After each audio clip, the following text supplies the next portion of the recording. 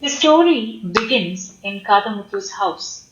He once served as the elected president of the Panchayat Council and now resides with his two wives, Kanagavalli and Nagamani, as well as their two children, Gauri and Shekhar.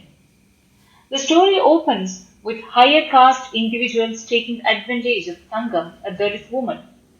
4 hours before sunrise, as Kadamuthu left his residence, he saw a person on the porch who was wailing in agony. The figure screamed, Ayo, Ayo, they've slaughtered me, Ayo, and collapsed like a wounded animal. She woke the whole family. When questioned about what had occurred, the figure said she had been tortured but in a tone that came off more as abuse than sadness. Kadamuthu became enraged by this and yelled at her, begging her to leave them. The lady then took off her sari to display her injuries. Dried blood is all over her body. She also had bulging arms and shredded thighs, leaving the whole family terrified and sympathetic. In a formal tone, Kadamuthu questioned who she was and where she was from, moreover her name and caste. As if this were the worst penalty for assault, she said, Sami, the hooligans who bet me up, they should be detained for at least a day and tormented.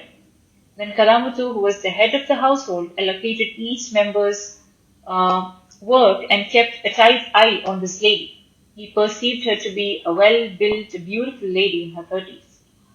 The lady said she was from the same village as Kanagavalli and was the widow of the deceased Kaipile. But given that she was married at the age of 13 and almost ever returned to her native village, Kanagavalli seems to know nothing about it. Tangam said, after her husband passed away, she began working in Paranjodi's land. Rich upper caste guy, Paranjodi had holdings that extended all the way to the neighboring hamlet. And how, since she had no children, her husband's family would not grant her a piece of the property. However, she was powerless since she couldn't afford legal fees and public scorn. Nevertheless, she was happy to have a roof over her head. She said that the rumor that she was Paranjodi's concubine was circulated by her husband's family, and one night the wife of Paranjodi's brothers, and one night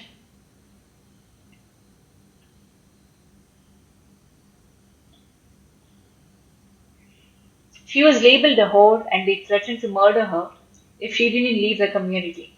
She arrived at his house in this manner. Kadamuthu, however, did not accept this tale as true. She had to have done something to embrace the higher caste. He was certain of it. Only then did she describe how Udayar had sexually assaulted her.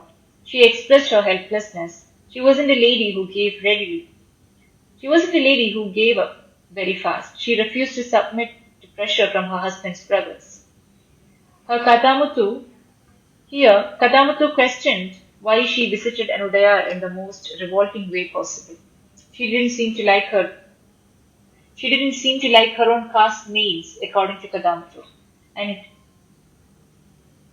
Kadamuthu was scolded by Nagamani for tormenting Tangam with such inquiries, while Tangam commanded Sami, hit me with your slippers if you believe it is my fault. Then Vaidyar arrived and suggested her to check in at the hospital. However, Kadamuthu had ideas.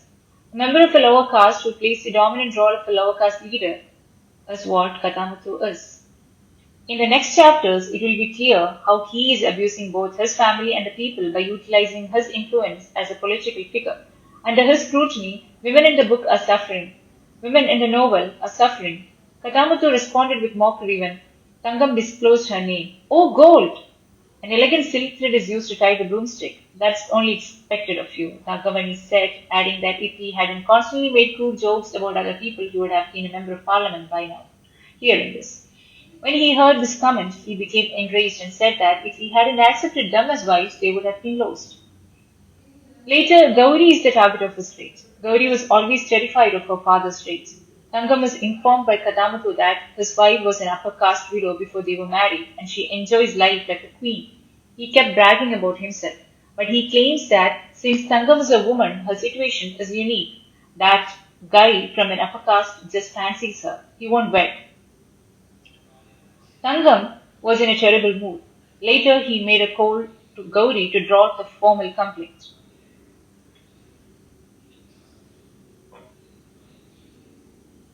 Gauri took pride in her educated language and considered herself to be a professional writer. Gauri was instructed to document how Tangam was reprimanded by Paranjoti Udaya's wife Kamalam for strolling her through the higher caste street. Tangam was beaten with sticks by Kamalam after she called her a pariah bitch and insulted her caste. Later, Kamalam's brothers joined her and battered and stripped Tangam of her clothing before dragging her through the street. However, the incident really took place on Tangam Street and Katamutu reprimanded her by calling her a dumbo bitch. Since his version of events is compelling, he threatened to put her in jail if she altered his account of events. So through these different sorts of cruelty, both from higher caste men and their own, the story vividly depicts the frailty and vulnerability of lower caste women. The two main characters of the book, Tangam and Gauri, are presented in two distinct ways.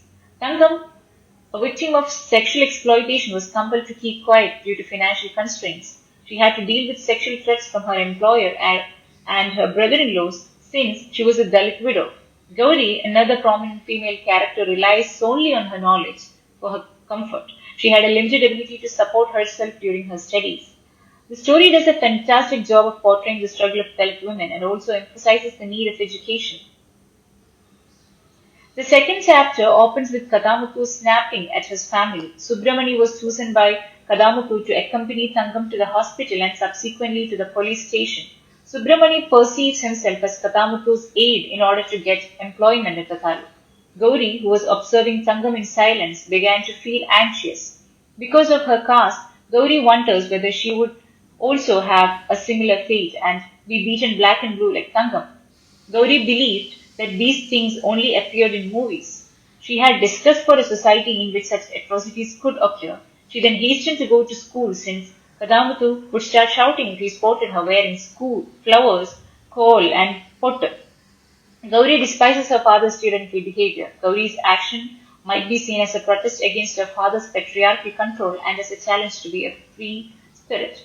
After exiting the bathroom, Kadamuthu began repeating a mantra that he had learned from a Brahmin lawyer for wooing a devi.